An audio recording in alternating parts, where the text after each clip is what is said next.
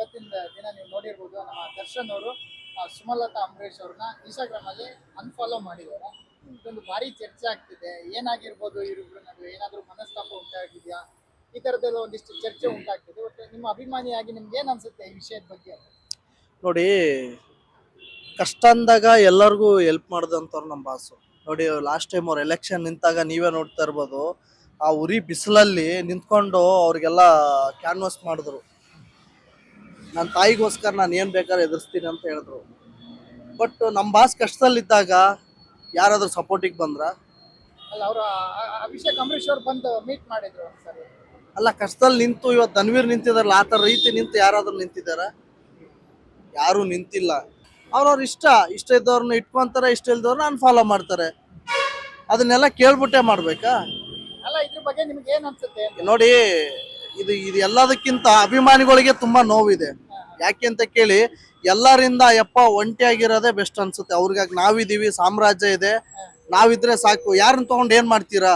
ನಾವುಗಳಿದೀವಿ, ಅವ್ರಿಗೆ ಕಷ್ಟ ಸುಖ ಅಂದಾಗ ನಾವು ಹೆಗಲ್ ಕೊಡ್ತೀವಿ, ನಾವು ನಿಂತ್ಕೊಂತೀವಿ, ನಾವು ಒಬ್ಬರೇ ಸಾಕು ಅನ್ಕೊಂತೀವಿ. ಯಾಕಂದ್ರೆ ನಮ್ಮ ಅಭಿಮಾನಿಗಳು ಸಾಮ್ರಾಜ್ಯ, ನಾವೇನ್ ಸೆಲೆಬ್ರಿಟಿಗಳು ಇದೀವಲ್ಲ, ನಾವು ಅಷ್ಟೇ ಸಾಕು ಅನ್ಸುತ್ತೆ. ಇದಾದ ನಂತರ ಕೂಡ ಸುಮಲತಾ ಅಂಬರೀಶ್ ಅವರು ಕೂಡ ಒಂದು ಪೋಸ್ಟ್ ಹಾಕಿದ್ದಾರೆ ಇನ್ಸ್ಟಾಗ್ರಾಮ್ ಅಲ್ಲಿ, ನೀವು ನೋಡಿರ್ಬೋದು.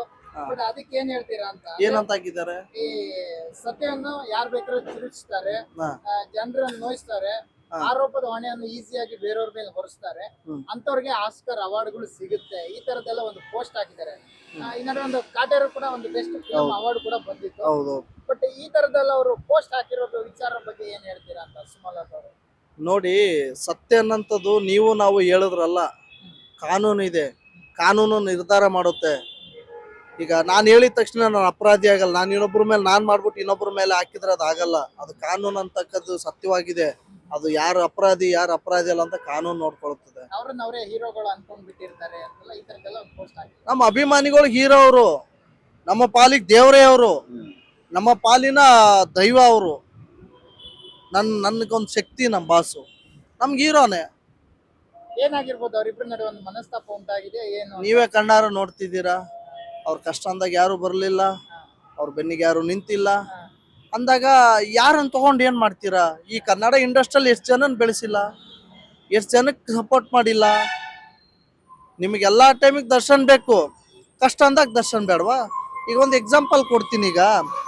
ಈಗ ಎಲ್ಲರ ಮನೇಲಿ ಒಂದು ತಾಯಿ ಇರ್ತಾಳೆ, ಮಗ ಏನೋ ತಪ್ಪು ಮಾಡ್ದೇನೆ ಯಾರೋ ಒಂದು ಅಪರಾಧ ಅವ್ರ ತಲೆ ಮೇಲೆ ಹಾಕ್ತಾರೆ ಅಂದಾಗ ಆ ಮಗನ ದೂರ ಇಟ್ಬಿಡ್ತೀರ. ನೀವು ಸ್ವಂತ ತಾಯಿ ಆಗಿದ್ದಿದ್ರೆ ಅದನ್ನ ಅವ್ರ ಮಗನ ಪರವಾಗಿ ನಿಂತ್ಕೊಂತೀರಾ. ಕಷ್ಟ ಏನೇ ತಪ್ಪು ಮಾಡಿದ್ರು ತಾಯಿ ಬಿಟ್ಟಾಕಲ್ಲ ಮಗನ್ನ. ನೀವು ಬಂದ್ರ ಅಲ್ವಾ? ಅಭಿಷೇಕ್ ಅಂಬರೀಶ್ ಅವರು ಕೂಡ ಭೇಟಿ ಮಾಡಿದ್ರು. ಅಲ್ಲ, ಈಗ ನಾನು ಕೇಳ್ತಾ ಇರೋದ್ ಪ್ರಶ್ನೆ, ಈಗ ಯಾರು ಆನ್ಸರ್ ಮಾಡಿದ್ದಾರೆ? ಸುಮಲತಾ ಅಮ್ಮ ಅವರು. ನಾನು ಅವ್ರಿಗೆ ಹೇಳ್ತಾ ಇದ್ದೀನಿ ನಾನು, ಅಲ್ವಾ? ಈಗ ನಾನು ಹೇಳ್ತಾ ಇರೋದೇನಂದ್ರೆ, ಈಗ ಅವ್ರು 1000 ಹಾಕೊಳ್ಳಿ, ನಮ್ಗೇನು ಬೇಜಾರಿಲ್ಲ. ನಮ್ಮ ಬಾಸ್ ಹಿಂಗಿರೋದೇ ನಮಗೆ ಬೆಸ್ಟು. ಯಾರು ಸವಾಸಕ್ಕೆ ಹೋಗ್ದಾನೆ ಆರಾಮಾಗಿ ಅವ್ರ ಪಾಡ್ಗೆ ಅವ್ರು ಇದ್ರೆ ಅವ್ರು ತುಂಬಾ ಚೆನ್ನಾಗಿರ್ತಾರೆ. ನಮ್ಗೆ ಅವ್ರಿಗೆ ನಾವು ಸಾಕು. ನಾವಿದೀವಿ, ಇನ್ನೊಬ್ರು ತಗೊಂಡು ಏನ್ ಮಾಡ್ತಾರೆ? ಅವ್ರವ್ರ ಮನಸ್ತಾಪಗಳು ಹೆಂಗಿದೆ ಅಂತ ಯಾರು ನೋಡಿದ್ದಾರೆ? ಇಲ್ಲ, ಯಾರನ್ನು ಬೇಡ ಅಂತಾನೆ ರಿಮೂವ್ ಮಾಡಿರ್ಬೋದಲ್ಲ. ಯಾರನ್ನು ಬೇಡಪ್ಪ, ನನ್ನ ಪಾಡಿಗೆ ನಾನು ಇದ್ರೆ ಸಾಕು ಅಂತ. SS TV ಸಿನಿಮಾ ಜಗತ್ತಿನ ಕ್ಷಣ ಕ್ಷಣದ ಸುದ್ದಿಯೊಂದಿಗೆ.